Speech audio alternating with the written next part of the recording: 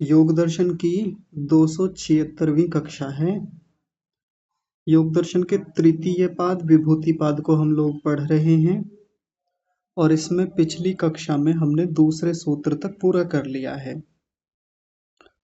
अष्टांग योग का प्रकरण हम लोग देख रहे हैं। उसमें जो 7वां अंग है ध्यान, उसको हमने समझने का प्रयास किया। तो बाहर की दुनिया में ध्यान के बारे में बहुत सारी विसंगतियां रहती ही हैं, बहुत सारी अलग अलग प्रकार की बातें चलती हैं।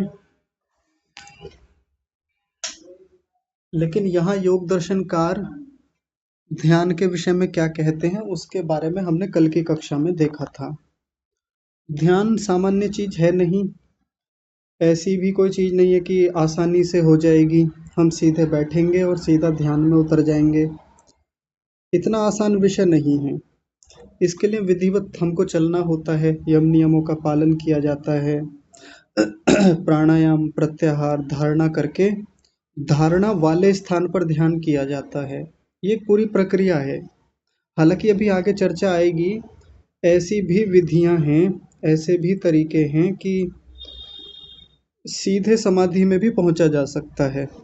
अजीब लगता है सुन करके, लेकिन ऐसी भी चीजें हैं। लेकिन हम जैसे सामान्य लोगों के लिए जो उपाय प्रत्यय वाले योगी हैं, उपाय प्रत्यय वाले साधक हैं, जो विधिवत एक एक चीज को लेकर चलते हैं, अभ्यास करते हैं, वैराग्य का जीवन में धारण करते हैं, यम नियमों का पालन करते हैं, तो फिर इसी प्रक्रिया से आगे बढ़ा जाता है। ध्यान एकदम से नहीं हो जाता, इसके पीछे बहुत मेहनत है, बहुत पुरुषार्थ है। तो कल की कक्षा में हमने ध्यान का लक्षण देखा, तत्र प्रत्ययिकतानता ध्यानम। तत्र का मतलब उस स्थान पर, किस स्थान पर, जहां पर धारणा की गई है, जिस स्थान पर धारणा का लंबा अभ्यास हुआ है उसी स्थान पर प्रत्यय की एक तानता, ज्ञान की एक तानता का बने रहना, ये ध्यान है। और जो एक गलत बात समाज में ध्यान के बारे में प्रचलित है कि कोई भी विषय ना रहना, ज्ञान शून्य जैसा हो जाना, ये ध्यान है, वो गलत धारणा है। अगर ज्ञान शून्य की स्थिति बन रही है, कम से कम वो ध्यान तो नहीं है, वो कुछ और हो सकता है। वो सामान्य रूप से व्यक्ति की एकाग्रता की स्थिति हो सकती है, सामान्य रूप से ज्ञान शून्यता की स्थिति हो सकती है, लेकिन उसको हम ध्यान कम से कम नहीं कह सकते। तो ध्यान का मुख्य लक्षण ही है कि उसमें चिंतन चलेगा, विचार रहेगा, एक प्रत्यय रहेगा, उसकी पूरी एक तानता रहेगी। और उसको महर्षि व्यास जी कह रहे थे सदृशः प्रवाह, समान प्रवाह बना रहेगा। जैसे किसी नदी में, किसी नाली में एक जल का निरंतर प्रवाह बना रहता है, एक के पीछे एक वृत्ति लगातार चलती रहती है, लेकिन समान वृत्ति बनी रहे, विषय एक ही रहे, तो उसको हम यहाँ पर ध्यान कहेंगे। और एक सबसे महत्वपूर्ण लक्षण जो इसका बताया, प्रत्यय अंतरेण अपरामृष्टः ध्यानम। अन्य प्रत्यय, कोई अन्य विचार, कोई अन्य वृत्ति अपरामृष्ट रहे, अछूती रहे, आकर छुए भी ना, कोई और विचार नहीं आना चाहिए इस समय में। तो ऐसी स्थिति का नाम ध्यान है। तो इस ध्यान को हम अपने जीवन में भी देखने का प्रयास करें कि ये ध्यान होता क्या है, हम कितना कर पा रहे हैं, हम इस ध्यान में कहाँ तक उतर पा रहे हैं, कितनी देर तक हमारा ध्यान लग रहा है। अभी इसकी कुल गणना कितनी होती है, समय कितना होता है कि इतने समय को हम ध्यान कह सकते हैं, उसको हम अभी आगे देखेंगे।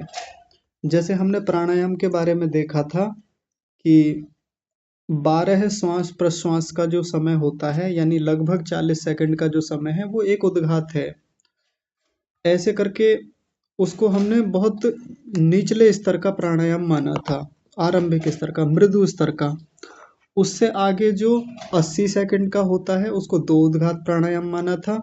और जो 120 सेकंड का यानी 2 मिनट का प्राणायाम यदि हम कर पा रहे हैं तो वो अच्छे तीव्र स्तर का प्राणायाम कहा जाता था, 3 उद्गात वाला होता था। उसी आधार पर इसको, ध्यान को भी और धारणा को भी हम देखेंगे। उसके लिए पहले बहुत सारी चीजें मुझे तैयार करनी पड़ेंगी ताकि आपको यहाँ लिख के अच्छे से समझाया जा सके। लेकिन अभी तो ध्यान के बारे में इतना ही है। यदि आपको पिछले पाठ में से कोई बात समझ में ना आई हो ध्यान से संबंधित आपका कोई प्रश्न हो, कोई जिज्ञासा हो तो आप पूछ सकते हैं। जी बताइए, हाथ खड़ा कीजिए। जी वकील साहब आप बताइए।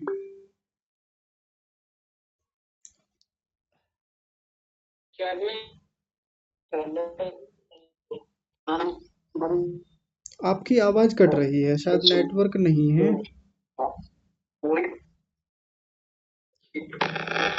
आप नहीं आ रही आवाज? हाँ जी अभी आ रही है, अभी बोलिए। अब आ रही जी, ठीक हाँ है। जी।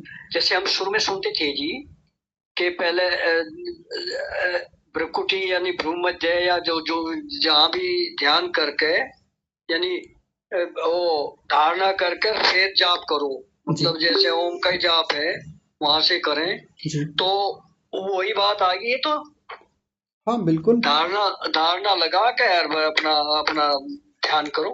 हाँ जी। हाँ पहले जो हमने पहले शुरुआत की थी वही बात है जी। हाँ जी। हाँ जी बिल्कुल। जी जी जी आचार्य जी। लेकिन जी धारणा वाले स्थान से हटना नहीं है हमको, धारणा वाले हाँ स्थान पर ही ध्यान होगा। हाँ जी लगातार हुई। हाँ जी। जी जी आचार्य हाँ जी। ठीक है। ठीक है आचार्य जी। जी, आगे आदरणीय वेद कुमावत जी हैं, आप बताइए। जी नमस्ते आचार्य साहब। नमस्ते जी। ये मेरा प्रश्न इसी संबंधित होना चाहिए।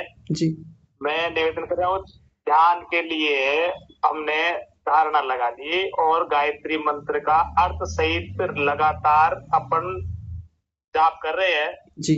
और तरफ निरंतर चल रहा है, तो वो ध्यान ही कहलाएगा या कोई इतर है इससे? नहीं नहीं, ध्यान ही कहलाएगा वो भी। वहाँ हम किसी मंत्र को ले सकते हैं, किसी शब्द को ले सकते हैं, किसी वस्तु को ले सकते हैं। तो उसका भी जो जप हम कर रहे हैं, बस ध्यान ये रखना है कि जिस समय हाँ हम हाँ जप कर रहे हैं कोई और वस्तु ना आए उस समय, कोई हाँ, और बस बस विचार, कोई और वस्तु का चिंतन, किसी और मंत्र का चिंतन नहीं आना चाहिए, लगातार उसी का प्रवाह बना रहे। जैसे नदी का प्रवाह आपने बताया था वैसे ही वो लगातार वो चलता है। हाँ जी हाँ जी बिल्कुल, बहुत बढ़िया। ठीक, धन्यवाद धन्यवाद। ओके। हाँ ठीक है जी। और आगे विनीता माता जी आप बोलिए। आचार्य जी प्रणाम। प्रणाम जी। स्वामी जी, ये था कि ध्यान में कोई स्थूल पदार्थ हो, कोई सूक्ष्म पदार्थ हो या कोई आंतरिक या बाह्य पदार्थ हो, जी लेकिन मुझे तो लगता है मैं इन सब में से कुछ भी नहीं उठाती। मैं तो खाली बस ये कि हे ईश्वर, मैं बिल्कुल राग द्वेष से भरी पड़ी हूँ, क्लेशों से भरी पड़ी हूँ। इन क्लेशों से मुझे मुक्त कर, मुझे इस शरीर से मुक्त कर, मुझे बस तेरी शरण चाहिए। मेरा तो भाव सिर्फ यही रहता, तो मैं क्या फिर ध्यान कर रही हूँ मुझे समझ में नहीं आया। न इसमें आत्मा है, न परमात्मा है, न स्थूल भूत है, न सूक्ष्म भूत है, जी। न बाह्य पदार्थ है, न आंतरिक पदार्थ है। मैं क्या कर रही हूँ फिर? मैं तो कुछ नहीं कर रही इसका मतलब। हाँ देखिए, ध्यान का जो यहाँ लक्षण दिया है, यहाँ किसी पदार्थ का नाम तो लिखा नहीं है, ना यहाँ ईश्वर का नाम लिखा है, ना आत्मा का, ना स्थूल भूत का, ना सूक्ष्म भूत का, ना इंद्रियों का, ना अपना लिखा है कि हम अपना ध्यान करें, अपने गुणों का ध्यान करें, अपने घर का ध्यान करें।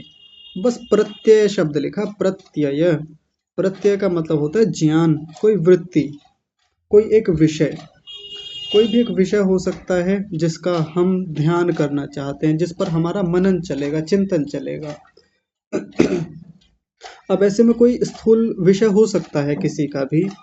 किसी ने कोई ऐसा बाहर की वस्तु ले ली, मान लीजिए संतरा ले लिया, सेब ले लिया कि मुझे आज सेब का ध्यान करना है। बिल्कुल किया जा सकता है। सेब का आकार कैसा है, सेब होता किस रंग का है, उसके गुण धर्म क्या हैं, उसकी उसका लाभ क्या है जीवन में, उसका उत्पादन किस प्रकार से होता है, जैसा उसके बारे में पढ़ा है, सुना है, देखा है, अनुभव किया है। अब उसकी स्मृति उठा करके ध्यान से समझेंगे। ध्यान हमेशा स्मृति बेस होता है, स्मृति पर आधारित होता है। हमारे जीवन में इस वस्तु को लेकर के जिसका हम ध्यान कर रहे हैं, उसको लेकर के हमारा अनुभव क्या है, स्मृति। ध्यान से समझेंगे, स्मृतियाँ उठाई जाती हैं। कुछ लोग तो कहते हैं स्मृति नहीं उठानी, आप स्मृति उठाएंगे, चीज़ों को याद करेंगे तो ये ध्यान नहीं होगा। लेकिन ऐसा नहीं है, यहाँ बिल्कुल स्पष्ट है, प्रत्यय रहेगा, ज्ञान रहेगा। अब माता जी आप जो कह रहे हैं कोई भी स्थूल भूत लिया जा सकता है, कोई भी वस्तु ले लें, स्थूल भूत हो, सूक्ष्म भूत हो, इंद्रियां हो, मन हो, बुद्धि हो, किसी पर भी अपना ध्यान लगाया जा सकता है, किसी भी एक विषय को लेकर के। और आपने जो कहा कि मैं तो अपना ही चिंतन करती हूँ कि मेरे भीतर राग कितना है, मेरे भीतर द्वेष कितना है, मेरे भीतर अविद्या कितनी गहरी घुसी हुई है और उसका स्तर क्या है, वो सुप्त अवस्था में है, जागृत अवस्था में है इस समय। ये जो पीछे क्लेशों के वो पीछे स्तर दिए हुए थे कि किस स्थिति में है, इस प्रकार से चिंतन यदि कोई व्यक्ति कर रहा है, बिल्कुल ठीक है, वो भी एक प्रत्यय ही है, प्रत्यय ही है, वो भी एक वृत्ति ही है। उसमें भी हम स्मृति उठाकर ही ध्यान कर रहे हैं, उसमें हम अपने गुणों का ध्यान कर रहे हैं, अपने चित्त के भीतर की स्थितियों का ही तो कर रहे हैं। चित्त विषय ले रखा है, मेरे चित्त के भीतर इस क्लेश के कितने संस्कार हैं, राग के कितने गहरे संस्कार हैं। अब अजीब लगेगा किसी को सुन करके कि ऐसे भी किया जा सकता है क्या, ये भी ध्यान है, इसमें परमात्मा तो है ही नहीं। और यहाँ सूत्र में परमात्मा का नाम नहीं है, ना व्यास भाष्य में परमात्मा का नाम दिया। परमात्मा सबसे सूक्ष्म वस्तु है, उसको बाद में ले ही लेंगे, या हर विषय में भी परमात्मा को जोड़ा जा सकता है। लेकिन यदि कोई ये कहता है कि नहीं, ध्यान केवल परमात्मा का ही होता है, आप बाहर की किसी प्राकृतिक वस्तु को, किसी भौतिक वस्तु को ध्यान में नहीं ला सकते, अगर किसी भौतिक वस्तु को आप ध्यान में ला रहे हैं तो फिर ये तो आप संसार का ध्यान कर रहे हैं, तो ये तो योग दर्शन के विरुद्ध बात है। यहाँ ऐसा कुछ नहीं लिखा है। और व्यक्ति जब ध्यान में उतरता है, जब गहराई में जाता है, तो देखेगा ही अपने आप को, समझेगा मेरे भीतर की क्या स्थितियां हैं, मेरे भीतर कैसे गुण हैं, मेरे भीतर संस्कार कैसे हैं, मेरे भीतर क्लेशों की क्या अवस्थाएं हैं, इस समय क्लेश किस तरह से काम कर रहे हैं, गंदगी कितनी भरी हुई है, अविद्या का कितना गहरा स्तर है। ये भी तो प्रत्यय की एक तानता है। लेकिन बस सावधानी वही रहे, जिस समय मैं अपने चित्त के क्लेशों को देख रहा हूँ तो क्लेशों को ही देखना है। उस समय फिर किसी और को उठा लाए, आत्मा को उठा लाए, बाहर के किसी विषय को ले आए, घर वालों को ले आए हैं, या घर वालों से क्या झगड़े चल रहे हैं उनको ले आए। हाँ, इतना जरूर है कि मान लीजिए द्वेष नाम का विषय चल रहा है, मैंने प्रत्यय बनाया, मैंने ध्यान का विषय बनाया द्वेष, मेरे चित्त में द्वेष कितना है, अब उसी पर चिंतन चल रहा है, बचपन से लेकर आज तक का अवलोकन मैं कर रहा हूँ ध्यान में बैठ करके। तो द्वेष पहले तो बहुत थोड़ा सा था, छोटी छोटी चीज़ों के लिए, टॉफ़ी के लिए, खिलौने के लिए द्वेष हो जाता था अपने दोस्तों से, अपने साथियों से, स्कूल में झगड़े हो जाते थे। फिर धीरे धीरे वो द्वेष बढ़ता गया, मैं कैसे इस जीवन की यात्रा को द्वेष से युक्त होकर के आगे बढ़ा रहा हूँ। आज वो छोटा सा द्वेष घर में बड़े लोगों से होने लगा, भाई से होने लगा। तो ये घर वाले आ जाएंगे उस प्रक्रिया में, बहुत सारे लोग आ जाएंगे, बाहर की और भी चीज़ आ जाएंगे, ये भी प्रत्यय की एकतानता ही है, इसमें कोई बुराई नहीं है, स्मृति पर आधारित होता है। ध्यान में बैठकर ये भी किया जा सकता है, इसमें व्यक्ति आत्मावलोकन करता है, चित्त का अवलोकन करता है। बस वही ध्यान रखना है कि जिस समय ये ध्यान की प्रक्रिया चल रही है, प्रत्यांतरेण अपरामृष्टः ध्यानम, अन्य प्रत्यय नहीं आना चाहिए उस समय में, और छू कर भी नहीं जाना चाहिए। और ध्यान वही रखना है कि जिस समय ये प्रक्रिया हमारी चल रही है ध्यान की, जब हम अपना अवलोकन कर रहे हैं तो फिर वही चले। या ऐसा भी नहीं कि फिर उसी में पूरा जीवन लगा दिया कि अपना अवलोकन में ही लगे पड़े हैं, पिछले 5 साल हो गए, आज भी केवल अपना ही ध्यान चल रहा है। स्थूल से सूक्ष्म की ओर बढ़ना होता है, धीरे धीरे व्यक्ति यहाँ से फिर और अंदर की ओर जाता है, चित्त की ओर जाता है, बुद्धि की ओर जाता है, और सूक्ष्मता में अहंकार पर पहुँचता है, इंद्रियों तक जाता है, सूक्ष्म भूतों तक पहुँचता है, और सूक्ष्मता में आत्मा तक जाता है। मुझ आत्मा का स्वरूप कैसा है उसको ध्यान का विषय बनाता है, यानी ध्येय बनाता है उसको अपना, उस पर चिंतन मनन, उसके बारे में पढ़ा क्या है, आत्मा के गुण कर्म स्वभाव कैसे हैं, आत्मा की क्रियाएं क्या हैं, आत्मा की गतियां कैसी हैं, उन सब पर व्यक्ति विचार करता है और उसकी गहराई में जाता है। ये सब ध्यान की प्रक्रिया है। और सूक्ष्मता में जाता है तो फिर परमात्मा को अपना ध्येय बनाता है, परमात्मा को आलम्बन बनाता है, ध्यान का विषय बनाता है। अब चूंकि हमारे यहाँ ऐसी चीजें आ गई, परंपरा में सीधा परमात्मा को उतार लेते हैं हम। बुरी बात नहीं है, परमात्मा साथ रहेगा, जप भी करें, उसके गुणों का चिंतन करें, लेकिन परमात्मा अत्यंत सूक्ष्म विषय है, बहुत सूक्ष्म है। तो परमात्मा के विषय में क्या पढ़ रखा है अब तक, वेद क्या कहते हैं उसके बारे में, शास्त्र क्या कहते हैं, हमारा खुद का चिंतन परमात्मा को लेके क्या है, परमात्मा की न्याय व्यवस्था क्या है, परमात्मा के प्रत्येक गुण के पीछे जो और गुण हैं वो कैसे काम करते हैं, ये हमने खूब पढ़े हैं, चिंतन किया है, इन पे खूब उपदेश सुने हैं, उनको स्मृति में लेके आना है, उसकी एक तानता बनानी है। लगातार 10 मिनट, 20 मिनट हो गए, आधे घंटे, 1 घंटे, 1.5 घंटे का ध्यान, 2 घंटे का ध्यान, 2.5 घंटे का ध्यान, उसी विषय पर लगातार एक रस बने रहना, एक तानता बने रहना, तब जाके ध्यान पुष्ट होता है। नहीं तो आजकल कितना होता है, संध्या के मंत्र बोल लिए हमने और उसमें परमात्मा का कोई चिंतन हुआ ही नहीं, हुआ भी तो क्षण भर के लिए, सामान्य रूप से परमात्मा के कुछ गुण आ गए थे बीच बीच में मंत्रों के माध्यम से, थोड़ा बहुत अर्थ आ गया था, थोड़ा बहुत हिंदी में अर्थ याद कर रखा था संध्या का, 10 मिनट में संध्या समाप्त हो गई, ज्यादा से ज्यादा 15 मिनट में हो गई। ये ध्यान नहीं है। ये इतना अभ्यास तो है कि हम एकाग्रता बना रहे हैं, धीरे धीरे थोड़ा थोड़ा आगे बढ़ रहे हैं, ध्यान नहीं है वो। ऐसे जो संध्या के मंत्रों का उच्चारण करके हम उठ जाते हैं, वो ध्यान की प्रक्रिया नहीं है। हाँ, उस ओर बढ़ने में एक छोटी सी उसकी भूमिका इतनी सी हो सकती है, बहुत छोटी सी, कि इतने समय के लिए व्यक्ति बाकी चीजों पे नहीं जाता, बस मंत्रों का उच्चारण मात्र है वो।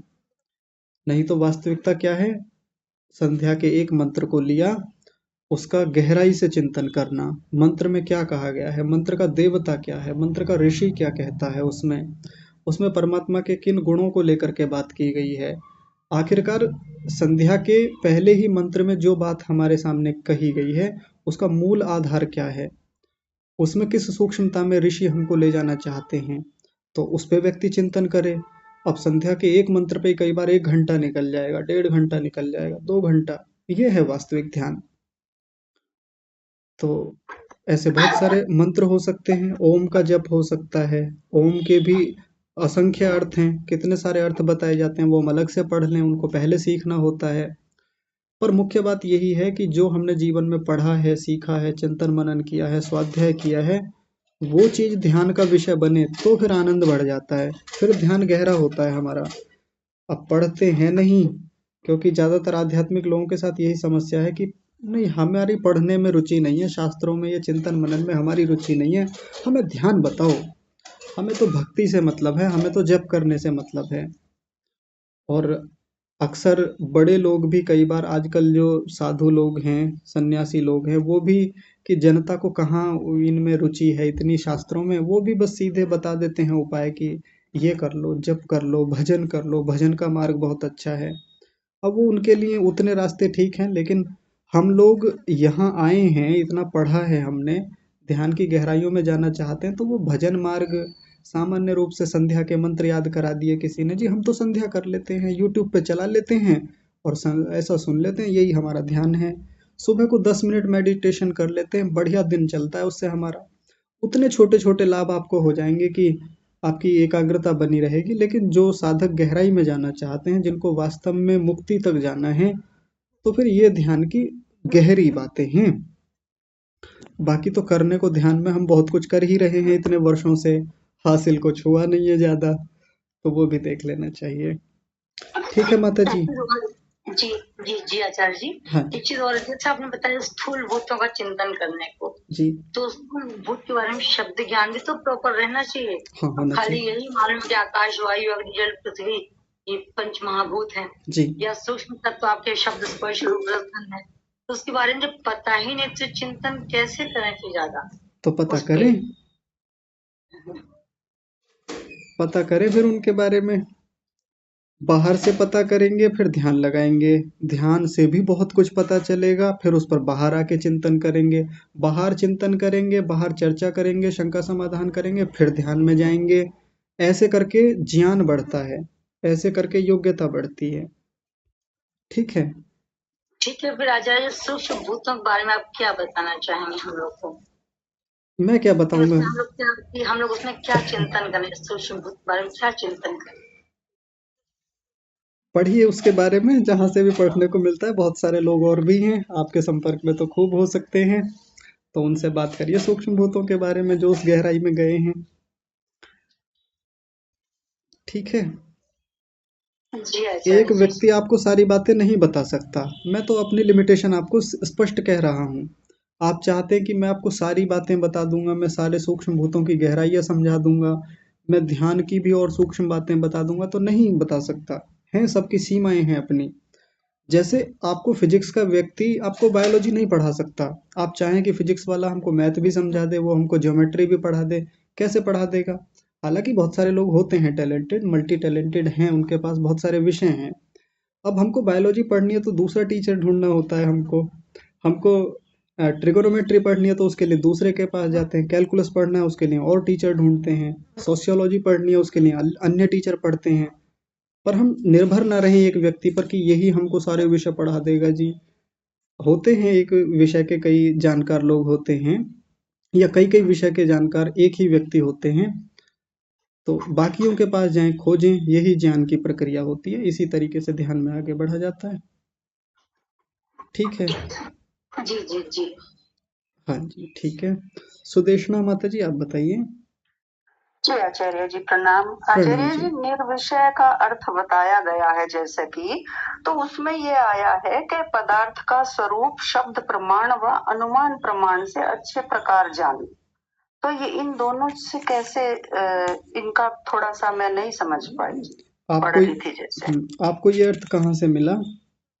इसमें ही है जी ध्यान। आप इसमें सांख्य का जो ये है ना, ध्यानम निर्विषयम मना, जी, इसका जो हिंदी अर्थ है उसको पढ़ रही थी ना, जैसा जो आप पढ़ाते हो तो उसको फिर पढ़ के देख नहीं, लेते हैं। कहाँ से मिला वो बताइए। ये जो अर्थ आपने नहीं बोला नहीं, अभी। इसी में ही है।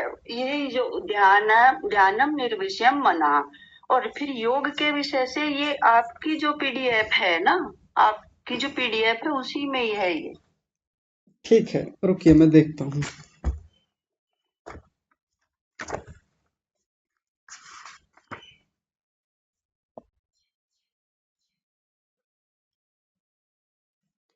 पृष्ठ संख्या बताएंगे माता जी? जी 216 कल हाँ वाला ही तो वो है जी, ये कल का जो सूक्त है। हाँ जी। निर्विषय का अर्थ यह है कि रूपवान पदार्थ के साक्षात्कार के समय मन के रसवान पदार्थ का विचार न करें। आपने ध्यान से समझा ये क्या कह रहे हैं? जिस समय किसी पदार्थ के रूपवान स्थिति का, रूपवान गुण का साक्षात्कार कर रहे हैं तो फिर रसवान पदार्थ का विचार न करें। निर्विषय का मतलब होता है कि एक ही विषय आए, दूसरा विषय ना आए उसमें। ध्यानम निर्विषयम मनः। जिस समय किसी पदार्थ के एक विषय को ले रहे हैं या किसी एक विषय को उठाया है तो दूसरा विषय ना आए। जिस समय मैं संतरे के रस का ध्यान कर रहा हूं उस समय संतरे का रूप ध्यान ना आए मुझे, कि संतरे का रूप ऐसा नारंगी रंग का होता है। रस का ध्यान तो केवल उस समय रस का ध्यान चले भीतर मेरे, कि संतरे का रस खट्टा, इस प्रकार का खट्टा रस, और खट्टे में भी कैसा मीठा मिश्रित होता है, इस प्रकार का होता है। उस समय सुगंध का बोध नहीं होना चाहिए। अगर सुगंध को ले आए तो ये दूसरा विषय आ गया, फिर ये निर्विषय नहीं रहा।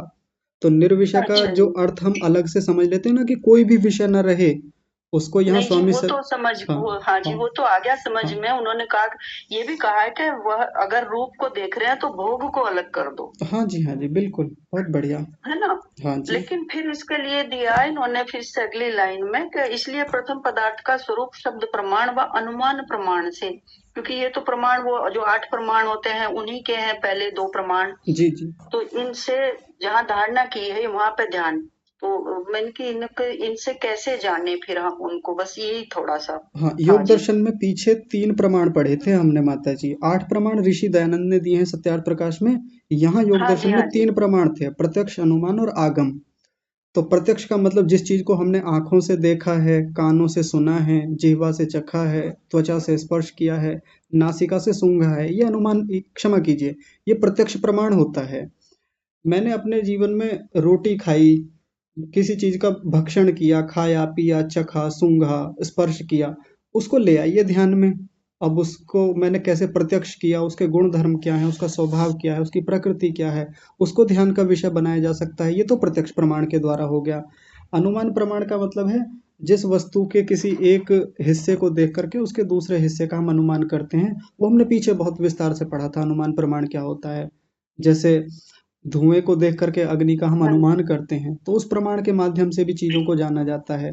और आगम प्रमाण भी लिया जा सकता है। यहाँ पर स्वामी जी ने आगम प्रमाण का नाम नहीं लिया, यानी किसी चीज को हमने शास्त्र में पढ़ा है, ऋषियों का वचन है, ईश्वर का वचन है, विद्वानों का वचन है, उसको ध्यान का विषय बनाया जा सकता जी है। आचार्य जी, बस जी आ गया जी समझ। जी आचार्य जी, ठीक है, जी बहुत जी जी बढ़िया। शब्द जी जी जी हाँ जी हाँ जी जी जी, शास्त्रों को पढ़ के जो हाँ हम समझते हैं जी या अनुमान जी।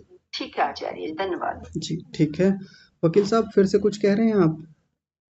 जी आचार्य जी। हाँ जी जी जैसे ये कह रहे हैं ना, ये जी ने बताया कि एक भावातीत ध्यान आता है, ट्रांसेंडेंटेड स्टेट ऑफ कॉन्शियसनेस, ट्रांसेंडेंटेड मेडिटेशन। तो इसमें भावातीत हो जाते हैं, जैसे चिंतन करते करते करते टाइम ऐसा आएगा कि भाव खत्म हो जाएंगे, उनसे अतीत हो जाएंगे, विचारों से परे हो जाएंगे, तब हो जाते हैं प्योर, यानी प्योर कॉन्शियसनेस हो जाएगी, तब जाके ध्यान रहेगा। मतलब फिर कोई लेकिन विचार नहीं वहाँ रहता उसमें? हाँ विचार नहीं रहता, लेकिन उसके बाद में फिर सूत्र लेना पड़ता है। सूत्र से मतलब मंत्र लेना पड़ता है। तो बेस्ट तरीका तो यही है जो आपने बताया कि धारणा करके और ध्यान करें। जी हाँ, ये चिंतन वाला विषय जो है लंबा है जी। हाँ, बिल्कुल लंबा है और ऐसे ही चलेगा। हाँ लंबा है। सबसे पहले तो ये धारणा लगा के वो जब भी ध्यान करता रहे, ये मंत्र रिपीट करता रहे, वो ही फायदेमंद है। हाँ जैसे जी ओम है, ओम का चिंतन करते रहे, जी वही जो सत्यात प्रकाश में आकार उकार मकार जी है, हाँ वही करता रहे, तो वही बेस्ट तरीका लगे आज मुझे। हाँ जी। जी जी आचार्य। चलिए ठीक है, बहुत बढ़िया। अभी इसमें और भी खूब सारी चीजें आएंगी। अच्छा, सुदेशना माता जी फिर से कुछ कह रहे हैं, बताइए जल्दी से। जी नहीं, मैंने वो बंद ही नहीं किया है, मैं हाँ कुछ नहीं कह जी, रही। ठीक है, चलिए तो आगे बढ़ते हैं। ध्यान में विषय बना रहेगा, एक ही विषय रहेगा, उसका लगातार चिंतन रहेगा, उसका विस्तार विस्तार विस्तार और विस्तार होता जाएगा, उसको एक तानता बोलते हैं। जैसे किसी चीज को ताना जाता है, चादर को तान करके सोते हैं, धनुष को ताना जाता है, सीने को तानते हैं, या तंबू को ताना जाता है, मतलब उस वस्तु का प्रसार किया जाता है, उसको फैलाया जाता है, विस्तारित किया जाता है।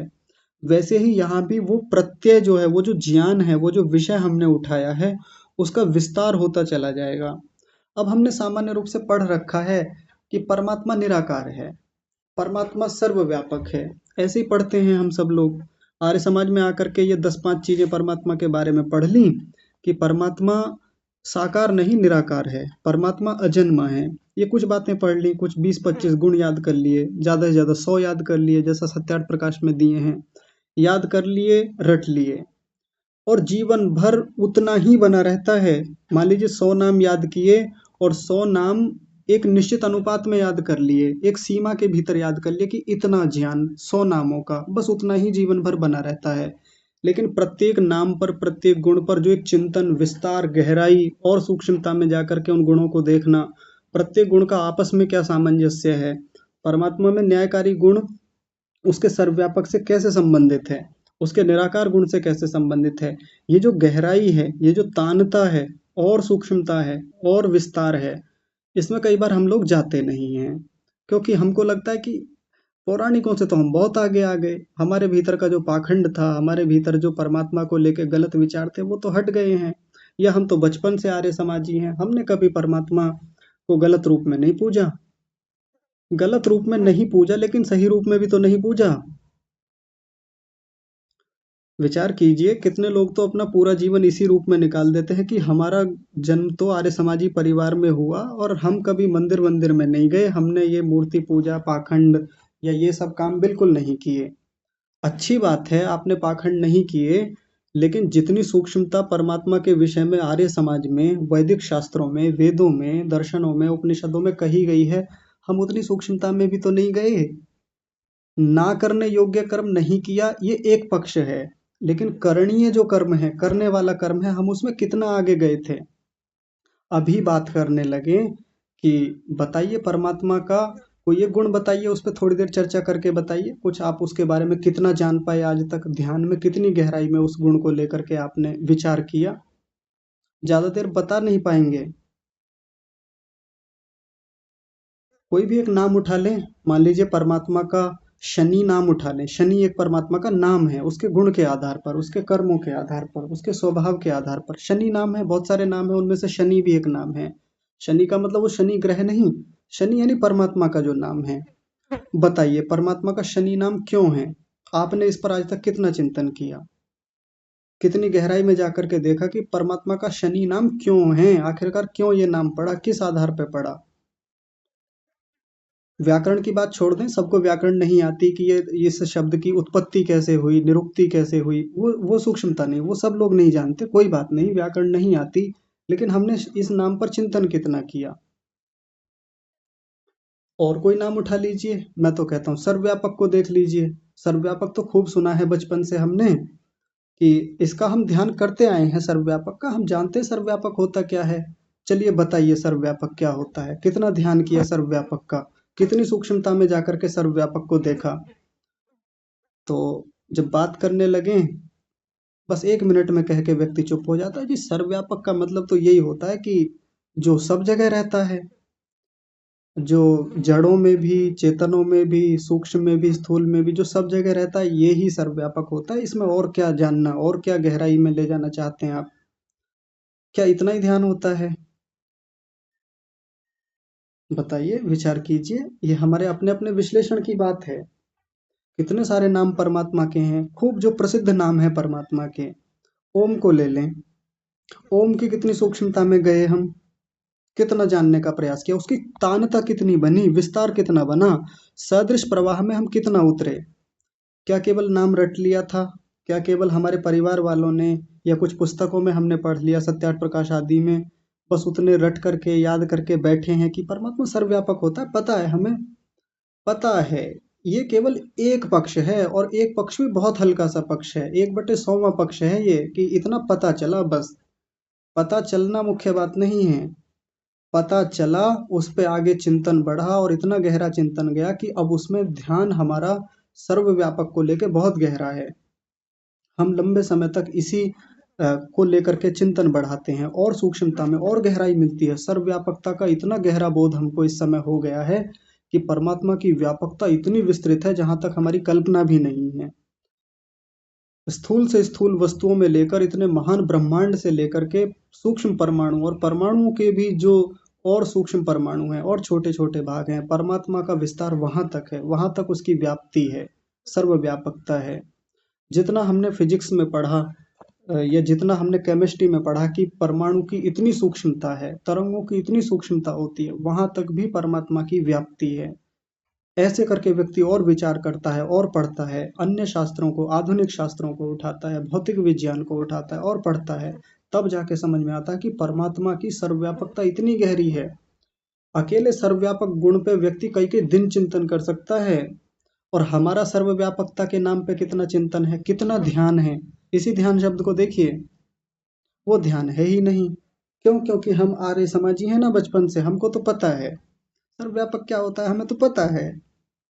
सर्वव्यापक का मतलब पता है, बस शब्द का मतलब पता है। सर्वव्यापक शब्द वास्तव में क्या है, या परमात्मा का ये स्वभाव सर्वव्यापक कैसा है, उसकी बहुत गहराई हमको पता नहीं है। थोड़ा अजीब लगेगा, किसी व्यक्ति विशेष पर मैं टारगेट नहीं कर रहा हूँ, कोई अपने ऊपर नहीं लेंगे, ये मैं बहुत आत्मीयता से निवेदन कर रहा हूँ आपसे।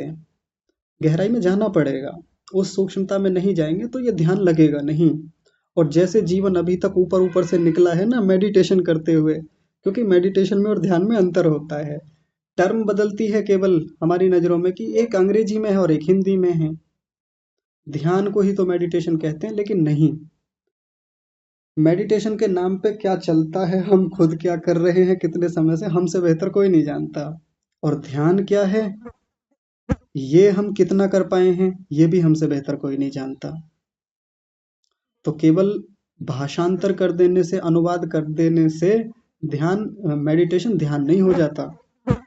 आज तक हो सकता है हम मेडिटेशन ही कर रहे हों, जहाँ केवल ऊपर ऊपर से मोटा मोटा बता दिया जाता है कि कोई विचार नहीं करना, आप जब भीतर बैठे बस शून्य में खो जाओ। कई बार तो ऐसा ऐसा अजीब तरीके के वो लोग ध्यान कराते हैं कि हमको तात्कालिक रूप से बहुत अच्छा लगता है कि देखो आज उन्होंने ना बिल्कुल विचार शून्य करा दिया था, बिल्कुल कोई विचार ही नहीं रह गया था, और हमको इसी में मजा आता है क्योंकि बाहर की दुनिया में हमने इतने झंझट पाल रखे हैं, हमने अपने आप को इतना जटिल जंजीरों में जकड़ा हुआ है कि हमको ये लगता है कि बस कोई हमको मेडिटेशन सिखा दे, कोई ध्यान सिखा दे, जो ये जो विचारों का जंजाल है ना, ओवर थिंकिंग जो हमारे भीतर चलती रहती है, बस इससे मुक्ति दिला दे। हमें इतना करना है, हमें ये नहीं जानना परमात्मा क्या है, ध्यान क्या है, ये सूत्र क्या कह रहे हैं, ये शास्त्र क्या कह रहे हैं, उधर नहीं, बस हमें उनसे मुक्ति दिला दो जी, इतना चाहिए हमें। तो हम जो साधक लोग हैं, कई बार हम भी उस ऊपर ऊपर के जो सुंदर सी दिखने वाली परत है, उसी को देख करके खुश होते रहते हैं। और इतना किसी ने करा दिया, थोड़े समय के लिए वो संगीत के माध्यम से करा देते हैं, भजनों के माध्यम से करा देते हैं। कई बार उनकी अलग अलग अजीब अजीब प्रक्रियाएं होती हैं, जैसे ओशो रजनीश वाला जो ध्यान की प्रक्रिया है, उसमें कई सारी चीजें ऐसी होती हैं जो वो संगीत के साथ करा करके व्यक्ति को ऐसी स्थिति में ले जाते हैं कि कोई विचार ही नहीं बचता फिर उसके भीतर, और व्यक्ति को आनंद आ जाता है। क्योंकि जिन विचारों के माध्यम से वो आज तक बेचैन था, परेशान था, विचार उसको एक जगह बैठने नहीं देते थे, अब वो खुश खुश हो जाता है, उसको शांति मिलती है, सुकून जैसा मिलता है। उसके लिए तो वही ध्यान है, वही ऐसा लगता है कि यही सब कुछ है, बस ये मिल गया परमात्मा। और भीतर से जो सत्वगुण का सुख आता है, उसी को सब कुछ मान के बैठ जाता है कि हाँ, यही तो है परमात्मा का सुख, यही तो है परमात्मा का आनंद। वो ना तो ध्यान है, ना परमात्मा का आनंद है, ना परमात्मा का सुख है। तात्कालिक रूप से समाधान मिल गया है, लेकिन वो बहुत गहराई में हमको ले जाएगा नहीं, जब तक ये प्रत्यय की एकतानता नहीं बनेगी। हम हजार जगह चले जाएं, कितने लोगों से सीख लें, कहीं भी चले जाएं, मैं कभी किसी को नहीं रोकता कि आप ना जाएं, जाकर के देखें, उन लोगों से भी सीखें, अच्छी चीजें मिलती हैं तो वहां भी शिविरों में जाएं, आर्य समाज के भी शिविरों में जाएं, जो शांति कुंज हरिद्वार वाले ध्यान कराते हैं, वहां शिविर में जाकर के चीजें ठीक से हो रही है तो वहां से करें, जंगल में एकांत में जाके खुद करना है वहां करें, घर पे ध्यान संध्या उपासना करते हैं वहां पर करें, कहीं भी करें, मूल सिद्धांत को ना छोड़ें। सामने वाला फिर बेवकूफ नहीं बना पाएगा, अपनी दुकानदारी हमारे ऊपर नहीं थोप पाएगा। नहीं तो कितना खर्च करके हम जाते हैं, तमाम कक्षाओं में भी हम धन देते हैं, दक्षिणा देते हैं, पैसे देते हैं, बहुत कुछ लगता है हमारा अपना भी। तो इतना कुछ खर्च करके, इतना कुछ लगा करके हाथ कुछ लगे ना, 2-4 दिन का सुकून मिल जाए, उतने मात्र से हम संतुष्ट होकर के बैठ जाए, तो क्या किस बात का हम वहाँ पुरुषार्थ कर रहे हैं। इसलिए मैं हमेशा कहता हूँ, और मैं क्या, ये ऋषियों से ही सीखा है, उन्होंने ही हमको ये दिशा दी है, मूल सिद्धांत को पकड़ लें, फिर दुनिया में कहीं भी घूमें, कहीं भी जाएं, जंगलों में जाएं, तपस्वियों के पास जाएं, कहीं भी जाएं, फिर हम भटकेंगे नहीं रास्ते से, कहीं भी चले जाएं धूमधाम से। अब मूल सिद्धांत है नहीं, जंगलों में चले गए कि एकांत तलाश करने गए थे कि यहाँ ना घर में तो बहुत झंझट है, गृहस्थी में रह के साधना हो ही नहीं पाएगी, तो चलो जंगल में चलते हैं, चलो वानप्रस्थ में चलते हैं, 50-60 की आयु हो गई है, अब वानप्रस्थ ले लिया जाए, क्योंकि घर में अब वो चीजें बन नहीं पा रही हैं, बाहर जाके करेंगे। लेकिन सिद्धांत ही नहीं है, पढ़ा कुछ है नहीं, जीवन में ब्रह्मचर्य काल में, गृहस्थ काल में वैसे अनुभव लिए नहीं, तो अब जब चूंकि अनुभव नहीं है, शास्त्र के प्रमाण नहीं है, मूल सिद्धांत हमारे पास नहीं है, ध्यान की प्रक्रिया हमारे पास नहीं है, तो बाहर वाला गोलू बनाएगा फिर हमें कोई कहीं भी ले जाएगा पकड़ करके, और हमको बस वो ऊपर ऊपर की शांति चाहिए थोड़ी देर की, जहाँ तात्कालिक रूप से किसी ने बढ़िया सा मेडिटेशन करा दिया, वो बहुत बढ़िया कराते हैं जी ध्यान सुबह को, वो बहुत बढ़िया कराते हैं शाम को ध्यान, उनकी कक्षाएं बड़ी अच्छी चलती है ध्यान की, फिर इन्हीं में उलझ के रहेंगे। और व्यक्तिगत ध्यान के रूप में उपलब्धियों की बात करें, वो हमको हो नहीं पाती जीवन भर। और ये कहानी मैं किसी व्यक्ति विशेष की नहीं कर रहा हूँ, किसी एक दो की नहीं है, ज्यादातर की कहानी है, ऑलमोस्ट सबकी है, हम सबकी है अधिकांशतः ये कारण इन सब समस्याओं का कारण, ध्यान में ना उतरने का कारण यह है कि हमने शास्त्र को नहीं पढ़ा है ठीक से। और मैं ये नहीं कह रहा कि मैं आपको बहुत बढ़िया पढ़ा रहा हूँ, मैं ही ये बात पहली बार आपको बता रहा हूँ, ऐसा नहीं, ऋषियों ने हजारों साल पहले हमको बता के छोड़ी हुई है। अच्छा पढ़ाने वाले लोग बहुत हैं, पर हम एक कक्षा में टिकते कहाँ हैं, एक कक्षा में ध्यान होता नहीं है। पहले भी एक बार ये बात मैंने बोली थी कक्षा में, अभी इस कक्षा से हटेंगे कितने लोग, तुरंत अगली कक्षा में जाएंगे, इस कक्षा में जो बात हुई है ये यहीं समाप्त हो जाएगी उनके लिए। जो ध्यान बना है यहाँ पर, अभी बहुत ऊपर के ध्यान की बात कर रहा हूँ मैं, अभी साधना वाले ध्यान की बात नहीं कर रहा हूँ, इस विषय का जो ध्यान हम यहाँ कर रहे हैं ये यहीं दब के रह जाएगा, इसी कक्षा के साथ गूगल मीट के साथ समाप्त हो जाएगा। वो तुरंत अगली कक्षा में जाएंगे, वहां जाके व्याकरण पढ़ेंगे, या कोई सांख्य की कक्षा होगी, कोई न्याय की होगी, वहां जाके उस विषय में जुड़ जाएंगे। बुरा नहीं है दूसरी कक्षा में जुड़ना, कोई बुरी बात नहीं है। लगातार भी हम विद्यालयों में भी तो अगली कक्षा में जाते ही है ना, एक पीरियड समाप्त हुआ दूसरे पीरियड में जाते हैं, फिर तीसरा चौथा पांचवा चलता ही है। घर पे भी हम पढ़ते हैं तो एक पुस्तक उठाई वो पढ़ ली, फिर दूसरी उठा ली। लेकिन इतनी कक्षाओं में जुड़ करके भी मूल सिद्धांत हमको समझ में नहीं आए, उस पर चिंतन कुछ बढ़ा ही नहीं, क्रियान्वयन इम्प्लीमेंटेशन कुछ हुआ ही नहीं, तो कक्षाओं में जुड़ के क्या लाभ। और मैं तो ये कहता हूँ बिल्कुल ना जुड़े इस कक्षा से, यहाँ योग दर्शन से। यदि इससे बढ़िया कक्षा दूसरी लग रही है, न्याय दर्शन की, सांख्य की, वैशेषिक की, सत्यार्थ प्रकाश की, व्यवहार भानु की, उस कक्षा में जुड़े, बढ़िया से जुड़े धूमधाम से उसी में, इसमें ना आए फिर। मतलब ये मैं द्वेष पूर्वक नहीं कह रहा हूँ, मैं इसलिए कह रहा हूँ उस कक्षा को तो ठीक से पढ़ लें, उसका जो विषय है वो तो हमारे जीवन का हिस्सा बने। न्याय को पढ़ रहे हैं तो न्याय के सिद्धांत तो जीवन में आए कम से कम। योग छूटता है कोई बात नहीं, छूट जाए कुछ समय के लिए। यदि न्याय बढ़िया से चल रहा है तो न्याय को पढ़ें धूमधाम से, एकाग्रता वहां तो बने, वहां तो ध्यान चले हमारा। तो सैकड़ों कक्षाएं पकड़ रखी हैं, पता नहीं कितनी कितनी जगह हम करते हैं। ठीक है, यदि वहां अच्छा लगता है तो वहां कर दें, इसको छोड़ दें, उसको धूमधाम से करें। क्योंकि ये ध्यान की जो प्रक्रिया है ये केवल इतनी नहीं है कि बैठकर 10 मिनट बैठे, आधा घंटा बैठे, 1 घंटा बैठे तो ध्यान हो गया। हाँ जी, ध्यान तो ठीक चल रहा है या ध्यान नहीं लग पाता है, मामला उतना नहीं है। ध्यान भी प्रत्याहार की तरह व्यवहार से जुड़ा हुआ है। जितना अच्छा व्यवहार का काल चलेगा, जितना अच्छा स्वाध्याय हमारे व्यवहारिक जीवन का रहेगा, ध्यान भी उतना ही उत्तम रीति से आगे बढ़ेगा। ध्यान तो प्रसाद है हमारे व्यवहार का।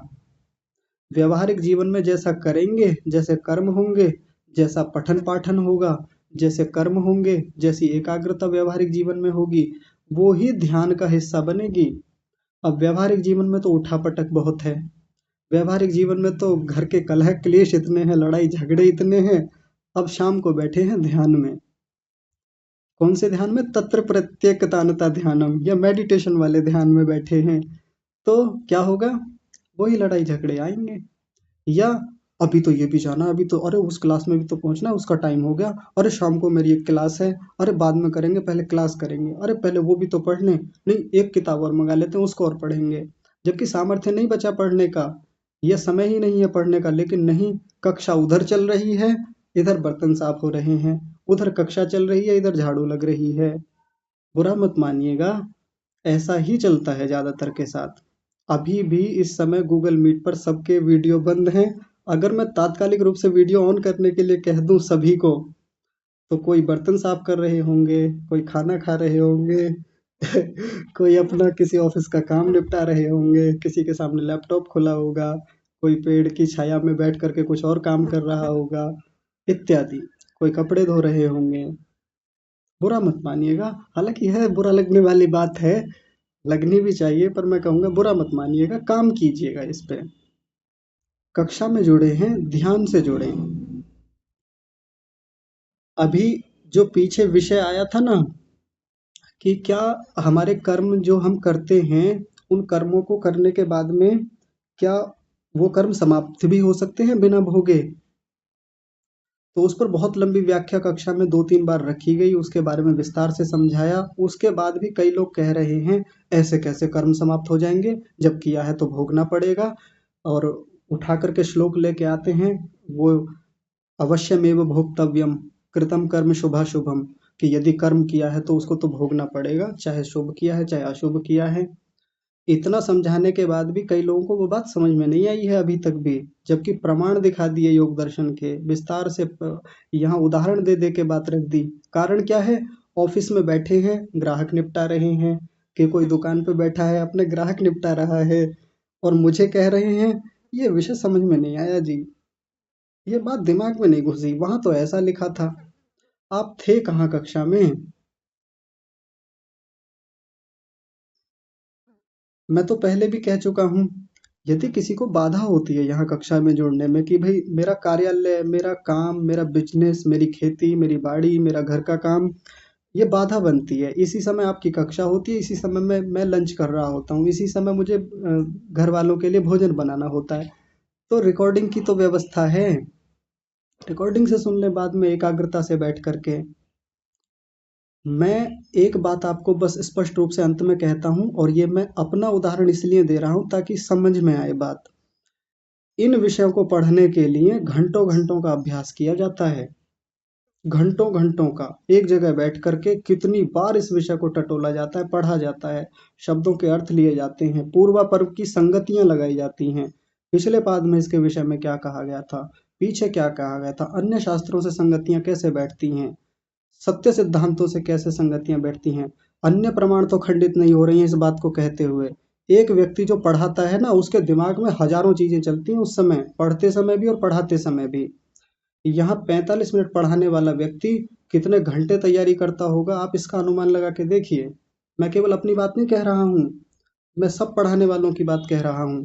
और हम चाहते हैं कि हम 45 मिनट जब यहाँ कक्षा ले रहे हैं तो हम बर्तन भी साफ कर लें अपने, हम भोजन भी कर लें, इतनी देर में झाड़ू भी लग जाएगी, इतनी देर में अतिथियों को भी निपटा देंगे, बच्चों को भी लंच तैयार कर देंगे, सब हो जाएगा, हमारी कक्षा भी हो जाएगी धूमधाम से। आप सोचिए, एक व्यक्ति जो इतना पुरुषार्थ करके 3-3 4-4 घंटे एक विषय को पढ़ के आता है और आपको 45 मिनट में वो परोस के देता है, तो आपको क्या लगता है कि आप बिना एकाग्रता के या काम निपटाते हुए इस विषय को समझ लेंगे? विचार कीजिए।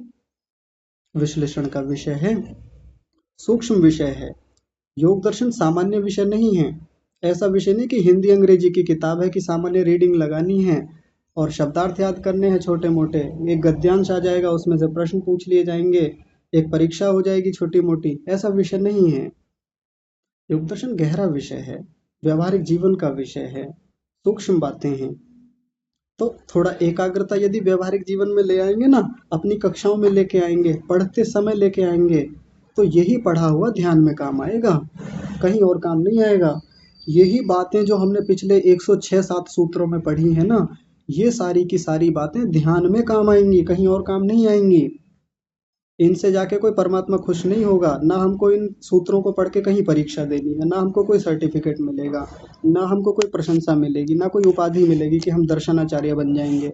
हमको कुछ चाहिए नहीं इस प्रकार की उपाधियां। लेकिन पिछले दिनों जो हमने 275 कक्षाओं में हमने पढ़ा है, ये ध्यान का हिस्सा बनेगा। इन सब पर चिंतन होगा ध्यान में बैठ करके, जिसको ऋषि दयानंद निदिध्यासन बोलते हैं। तो बातें थोड़ी सी कड़वाहट वाली हैं, मैं आशा करता हूँ कि आप उनको उसी रूप में लेंगे जिस रूप में कहा गया है, क्योंकि मैं बहुत विनम्रता से कह रहा हूँ, प्रेम पूर्वक आत्मीय भाव से कह रहा हूँ कि पढ़ा हुआ बेकार ना जाए। आप भी समय निकालते हैं, बहुत मेहनत करते हैं, जो भी आप सहयोग करते हैं वो भी आपके जीवन का मूल्यवान हिस्सा है, तो उसको बेकार ना करके पूरा ध्यान कक्षा पे रखें। ये ध्यान हमारे व्यक्तिगत ध्यान, साधना वाले ध्यान में काम आएगा। नहीं तो कक्षाएं तो ऐसे ही चलती रहेंगी, आज ये कक्षा हो रही है, कल को मेरी जगह कोई और कक्षा लेगा, आप नहीं तो यूट्यूब पर लेंगे, कहीं किसी और से जाके पढ़ लेंगे, इसमें ऐसा क्या है। ये प्रक्रिया ऐसे ही चलती रहेगी, ध्यान के नाम पे कुछ और ही चलता रहेगा, फॉर्मेलिटीज चलती रहेंगी, और वो मिल नहीं पाएगा जो ऋषि हमको देना चाहते थे। ठीक है जी, आशा करता हूँ आप बातों को सकारात्मक लेकर के इन पर विचार करेंगे, काम करेंगे। सभी ने मेरी बातों को बहुत ध्यान से सुना। आपका विनम्रता वाला भाव है, जो आयु में मुझसे बड़े होने के बाद भी आप बहुत विनम्रता से, बहुत आत्मीय भाव से पढ़ते हैं, सुनते हैं, मेरी बातों को सहन भी करते हैं। तो मैं तो नतमस्तक रहता हूँ आप सबके सामने, बहुत प्रसन्नता होती है। तो आपकी इस विनम्रता को प्रणाम करता हूँ मैं, परमात्मा का विशेष धन्यवाद। आज की कक्षा को यहीं विराम, आप सभी को सादर प्रणाम। ओम।